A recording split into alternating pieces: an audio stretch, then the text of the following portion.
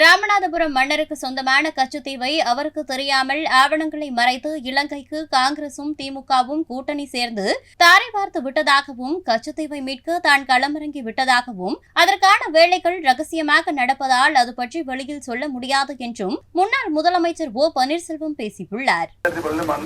தமிழகத்துடைய முதலமைச்சராக பொறுப்பேற்றது சொன்னால் அரசுடைய வருவாய்த்துறையை அந்த வழக்குல அந்த நிலம் கச்சத்தீவு ராமநாதபுரம் ராஜா சேதுபதி மன்னருடைய சொந்த நிலம். அவருடைய பெயரில்தான் பட்டாவும் இன்றைக்கு இருக்கிறது தாமரை பட்டயத்தில். அவருடைய நிலத்தை அவருக்கும் தெரியாமல் அன்றைக்கு ஆண்டு கொண்டிருந்த திராவிட முன்னேற்ற கழக அரசு முதலமைச்சர் திரு கலைஞர் கருணாநிதி அவர்கள் மத்தியிலே காங்கிரஸ் என்ன ஒரு குடும்பம் பாருங்க. ஒரு நாட்டினுடைய நிலத்தை இன்னொரு நாட்டுக்கு தாரை வார்க்கும் போது கொடுக்கும்போது சம்பந்தப்பட்ட மாநிலத்தினுடைய அரசுடைய முழு ஒப்புதலை வாங்க வேண்டும். டெல்லியில் இருக்கின்ற லோக்சபா ராஜ்யசபா ரெண்டிலையும் தீர்மானம் நிறைவேற்றப்பட வேண்டும். எதுவுமே செய்யாம ஒரு வெள்ளப்பத்தில் ஒப்பந்தம் போட்டு கோயில் விட்டுட்டாங்க.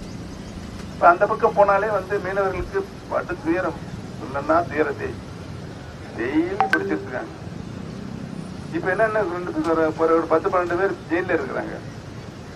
உறுதியாக கச்சத்தீவை மீட்டெடுத்து மீண்டும் தமிழக மீனவர்களை கையில் கொடுக்கப்படும் என்பதனையும் நான் இந்த கூட்டத்தின் மூலமாக தெரிவித்துக் கொள்ள கடமைப்பட்டிருக்கிறேன்.